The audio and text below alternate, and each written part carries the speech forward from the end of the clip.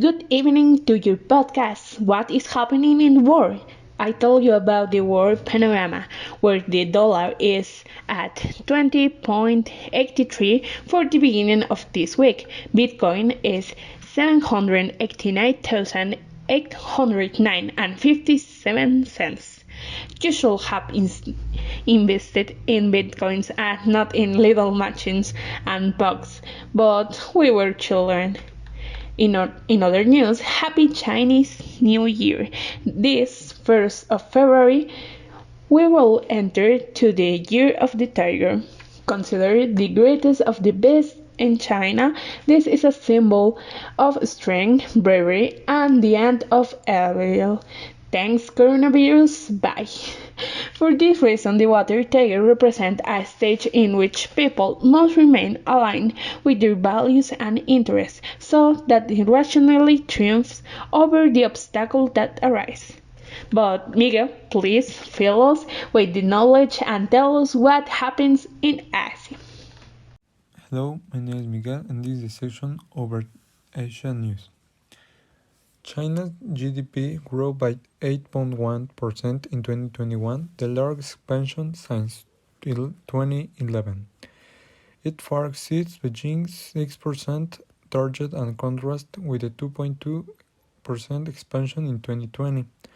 National economic recovery and employment continue, highlighted by the Chinese Statistical Office, stressing that the 2021, despite a multiple evidence of a serious and complex international environment and sporadic outbreaks of the pandemic. At the domestic level, further progress was made in the construction of a new deployment model.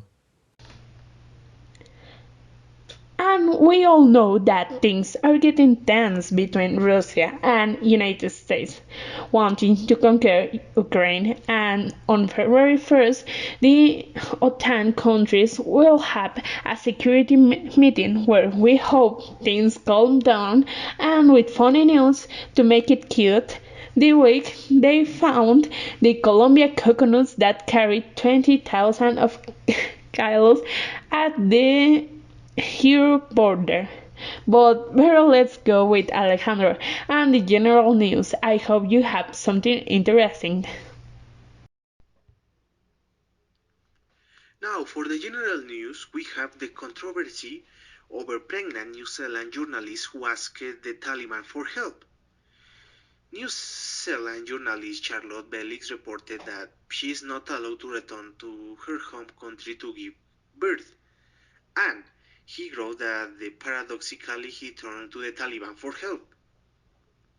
The story of the reporter who is in Afghanistan waiting for her case to be resolved highlights the harsh border measure taken by New Zealand to keep the coronavirus away. The minister in charge of the COVID-19 response in New Zealand, Chris Hipkins, claimed that there is a place for people with special circumstances, like Belize. The case has sparked a controversy in that country where there are those who disagree with the journalist's privileged relationships with the Taliban. Now, in other news, the COVID chaos in Canada over truckers' protests against mandatory vaccine. They call themselves the Freedom Convoy and protest against making the vaccines mandatory for truckers crossing the USA-Canada border. Thousands of protesters joined to the protests started by truckers over the weekend and paralyzed the Canadian capital, Ottawa. Police launched the investigation after several incidents including the appearance of flags with swastika, an image of woman dancing over the grave of an unknown soldier. Defense Minister Anita Anand said that the incidents were more than reprehensible. Okay, but what is happening in the world? Do you have better news from Mexico? Now, for the news of Mexico, we have that the journalist Roberto Toledo was murdered in Michoacán, the fourth crime against the press in a month in Mexico. Journalist Roberto Toledo was killed on Monday in Zitácuaro, Michoacán. This has been confirmed by the director of digital portal Monitor Michoacán, Armando Linares, from who the communicator worked exhibiting corruption of corrupt governments, corrupt officials and politicians, led today to the death of one of our comrades. Linares through a statement released on social network. It is the fourth attack on the press so far this year in Mexico, the world's deadliest country to be a journalist, according to the Committee to Protect Journalists. The spokesman of the presidency, Jesus Ramirez, has condemned the murder and has assured that the government will not allow the impunity in the case. So, in other case, the Mexican economy entered recession after falling by 0.1% in fourth quarter of 2021. The year of the recovery fell short. The Mexican economy grew by 5% in 2021 after plummeting by 8.2% in 2020 due to the impact of the pandemic.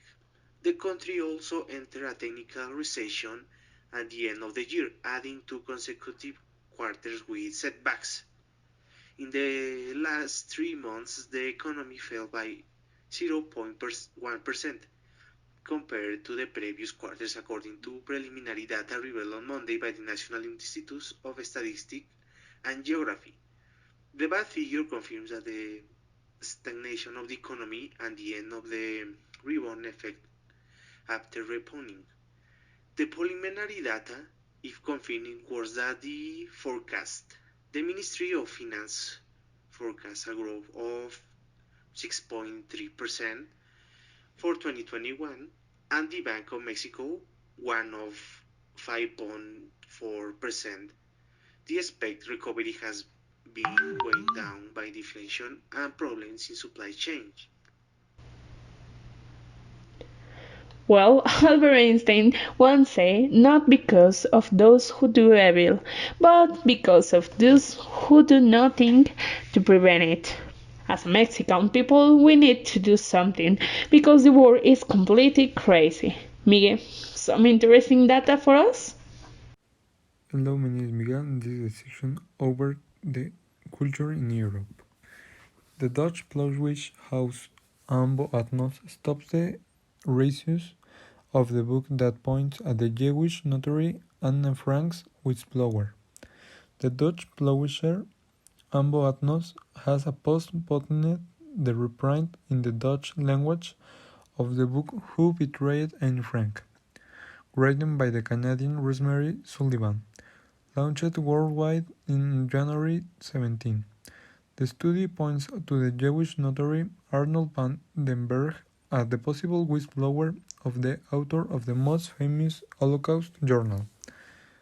But several historians from the Netherlands have pointed to the lack of reliable evidence to maintain that the public notary betrayed the girl and her family, and considered that they have been taken as certain facts that have not satisfactorily confirmed.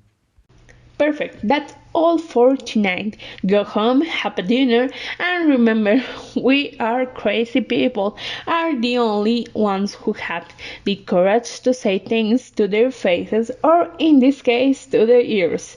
This is what is wrong in the world. Thanks for listening.